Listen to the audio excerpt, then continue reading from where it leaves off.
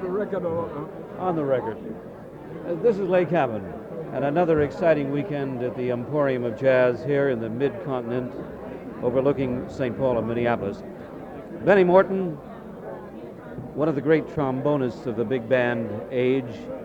I remember hearing you with Count Basie and Bucky Clayton, some of those people, and the sessions that you recorded for the Blue label of Decca. And I also remember those Commodore Record Shop sessions, and maybe somewhere around Cafe Society. But you know what I was thinking? I don't think anybody can really describe what happened when either Jimmy Lunsford or Count Basie would open up on a one-night stand. Would you describe it from your end of the line, playing to the people? Well, it was always a kick to play for the audiences which we had in those days, because people knew what they wanted. They either wanted to dance or they wanted to listen. In front of the bandstand, we would have maybe 10 or 12 people deep. Those were the listeners. And the dancers, well, they went out into the middle of the floor and they danced and they had a ball too.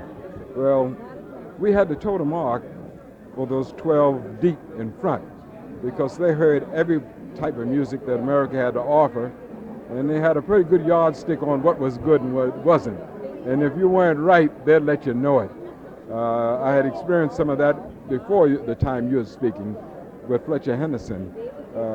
I joined him when I was only 19 years of age, and every once in a while he'd have a change of personnel. The dancers there were so aware of what should come out of Fletcher's book, because they knew his repertoire perfectly. They knew where the solos came. And you bring a new man in, and he didn't shape up so well. When Fletcher came off the bandstand, he was surrounded by the men and women.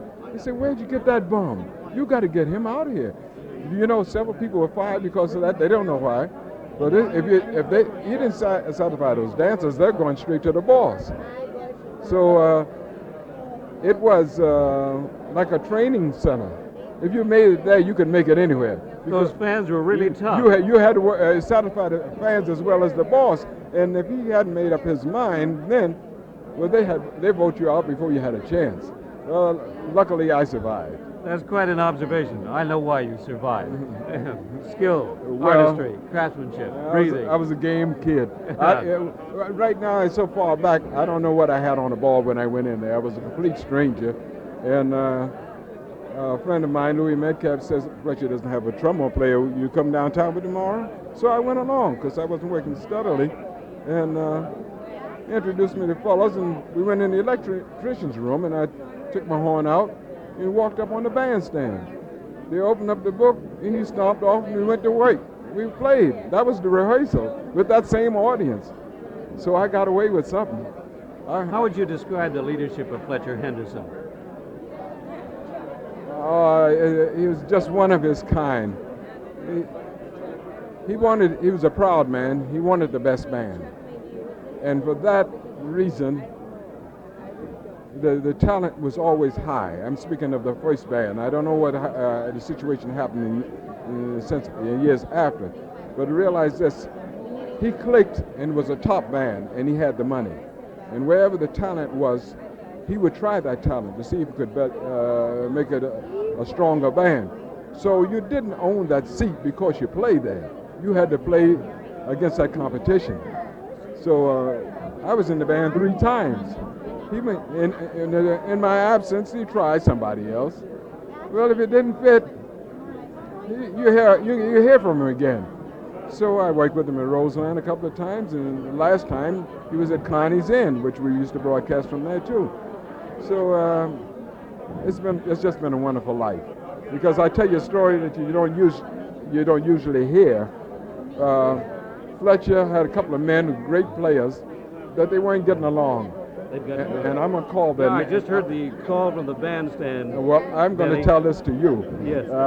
The 2 men that he wanted to make a change on was Benny Carter and Jimmy Harrison.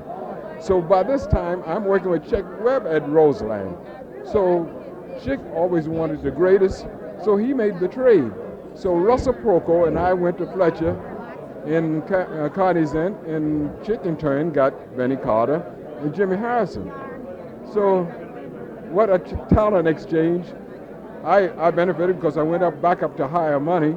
These guys were contented where they went. So we had a lot of things going and happening, you know. It sounds like you had more than a lot going, and the crowd that you were traveling with was tough competition. Well, I tell you, they had me scuffling so that I have never let down since. Benny Morton, thank you very much. I hear the call on stage. Benny Morton back on stage with the world's greatest jazz band. And a weekend of jazz with one of the most exciting bands in the country, reflecting the age of Chicago style, Dixieland, mainstream, swing, all hyphenated.